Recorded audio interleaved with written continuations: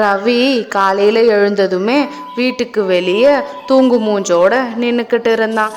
அப்போ சுரேஷ் நடந்து அங்கே வந்தான். என்ன ரவி, இன்னும் தூக்கம் போகலையா? நேரமாகுது, சீக்கிரம் போய் கிளம்பி வா. 5 நிமிஷம் லேட் ஆனா கூட அந்த ஓனர் அரை நாள் சம்பளத்தை பிடிச்சிடுவான். நீ என்னடானா இவ்வளவு சோம்பேறியா இருக்க? போய் கிளம்பு. இங்க பாரு ரவி, நான் இதுக்கப்புறமா வேலைக்கு வரலை.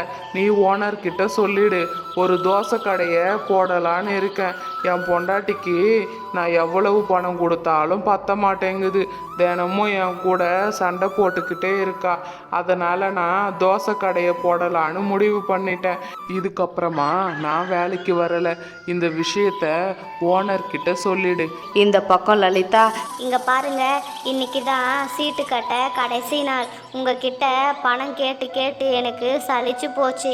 இன்னைக்கு மட்டும் நீங்கள் பணம் கொடுக்கலன்னா பக்கத்து வீட்டு சரோஜாக்கா என்ன உண்டு இல்லைன்னு ஆக்கிடும். என்ன பண்ணுவீங்களோ தெரியாது. சாயங்காலத்துக்குள்ள பணத்தோட வீட்டுக்கு வாங்க, அப்படி இல்லையா வீட்டுக்கே வராதிங்க அப்படின்னு சொல்லிட்டா லலிதா. அதுக்கு ரவி, இங்க பாரு லலிதா, நானும் பணத்துக்காக தான் அலைஞ்சிக்கிட்டு இருக்கேன். என்ன பண்றது? எவ்வளவு சம்பாரிச்சாந்து கொடுத்தாலும் பத்தலன்னு பஞ்சப்பாட்டு பாடிக்கிட்டு இருக்கேன். நான் ஒரு தோசை கடையை வைக்கலான்னு முடிவு பண்ணிட்டேன். நல்லா லாபம் வந்தா தோசை கடையை தொடர்ந்து நடத்துவேன். அப்படி இல்லையா பழையபடியே வேலைக்கு போகலான்னு முடிவு பண்ணியிருக்கேன். அது வரைக்கும் கொஞ்சம் அமைதியா இரு. இங்கே பாருங்க, நீங்கள் என்ன பண்ணுவீங்களோ அது எனக்கு தெரியாது. சாயங்காலம் சீட்டு பைசாவோட வீட்டுக்கு வரீங்க. என்னாலலாம் அந்த சரோஜாக்கா கிட்ட திட்டு வாங்கிட்டு இருக்க முடியாது. என்ன செய்யணும்னு நீங்களே முடிவு பண்ணிக்கோங்க அப்படின்னு சொன்னா லலிதா. அப்படியே நாட்கள் போய்கிட்டு இருந்துச்சு. ரவியும் ரொம்பவும் கஷ்டப்பட்டான். அப்படி கஷ்டப்பட்டு ஒரு தோசை கடையை போட்டான். எல்லாரும் வாங்க, சூடான முட்டை தோசை தயாராக இருக்கு. ஒரு முட்டை தோசை 50 ரூபா தான். வந்து சாப்பிட்டு பாருங்க. இவ்வளவு கம்மியான விலைக்கு யாரும் முட்டை தோசையை கொடுக்க மாட்டாங்க. வாங்கம்மா, வந்து சாப்பிட்டு பாருங்க அப்படின்னு சொல்லிக்கிட்டு இருந்தான் ரவி. அப்போ ரவியோடைய கடைக்கு ஒரு வயசானவர் நடந்து வந்தார். வாங்க சார், நம்ம கடை முட்டை தோசை சூப்பராக இருக்கும். நீங்கள் ஃபஸ்ட்டாக வந்ததுனால உங்களுக்கு 10 ரூபா டிஸ்கவுண்ட் பண்ணி தரேன். ஒரு தோசைக்கு நீங்கள் 40 ரூபா கொடுத்தா போதும். இந்த முட்டை தோசையை வாங்கி சாப்பிட்டு பாருங்க அப்படின்னு சொன்னா ரவி. அங்க வந்த பெரியவர் ஒரு முட்டை தோசையை வாங்கி சாப்பிட்டாரு. அதோடைய ருசி அவருக்கு சுத்தமா பிடிக்கவே இல்லை. ஏன்பா, உன் கடை முட்டை தோசை ஒன்றும் நீ சொல்கிற அளவுக்கெல்லாம் ருசியாக இல்லை. ஏதோ சுமாராக இருக்கு. நீ 10 ரூபா டிஸ்கவுண்ட்டுன்னு சொல்லும்போதே நான் கொஞ்சமாவது யோசனை செஞ்சுருக்கணும். விலை 10 ரூபா கம்மியாகுதேன்னு உன் கடையில் வந்து சாப்பிட்டது ஏன் தப்பாக போச்சு. நல்ல தோசை மாஸ்டராக பார்த்து கடையில் போடு அப்படின்னு சொன்னாரு.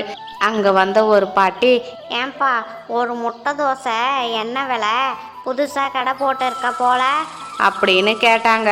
அதுக்கு ரவி, பாட்டி, ஒரு முட்டை தோசை 50 ரூபா தான். இருங்க, சூடாக போட்டு தரேன் அப்படின்னு சொன்னான். அந்த பாட்டிக்கு அந்த முட்டை தோசை சுத்தமாக பிடிக்கவே இல்லை.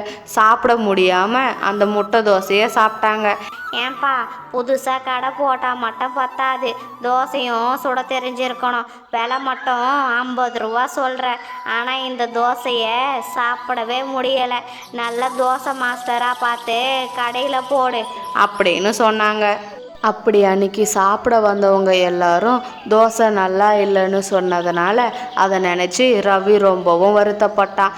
தோசை மாஸ்டரை தேடி அலைஞ்சிக்கிட்டு இருந்தான். மரத்துக்கு அடியில் நின்றுக்கிட்டு இருந்த ஒருத்தர்கிட்ட போனான். அண்ணன், உங்களுக்கு தெரிஞ்ச தோசை மாஸ்டர் யாராவது இருந்தால் சொல்லுங்க. ஒரு நாளைக்கு 200 ரூபாய் சம்பளம் கொடுக்குறேன். ஆமாம் தம்பி, நீ எதுக்கு இதெல்லாம் கேட்டுக்கிட்டு இருக்க? நீ என்ன ஹோட்டல் கடை வச்சிருக்கியா என்ன அப்படின்னு சொல்லி கேட்டாரு. ஆமாம் அண்ணன், நான் ஒரு தோசை கடையை போட்டிருக்கேன். எனக்கு தோசை சுட வரலை. அதனால தான் தோசை மாஸ்டரை தேடி அலைஞ்சிக்கிட்டு இருக்கேன். உங்களுக்கு தெரிஞ்சவங்க யாராவது இருந்தால் சொல்லுங்க. ஒரு நாளைக்கு 200 ரூபாய் சம்பளம் கொடுக்குறேன். தம்பி, நானும் தோசை மாஸ்டர் தான்ப்பா. நீ அந்த சம்பளத்தை தினமும் எனக்கு கொடுத்தா போதும். நீ மட்டும் என்னை கடையில் சேர்த்தனா உன் தோசை கடை ஓஹோன்னு போகும். நான் அவ்வளவு அருமையாக தோசையை சுடுவேன். நீ கவலையை விடு. அப்படி அடுத்த நாள்ல இருந்து ரவி மாஸ்டரை போட்டதுனால அவன் வீட்டிலேயே இருந்தான்.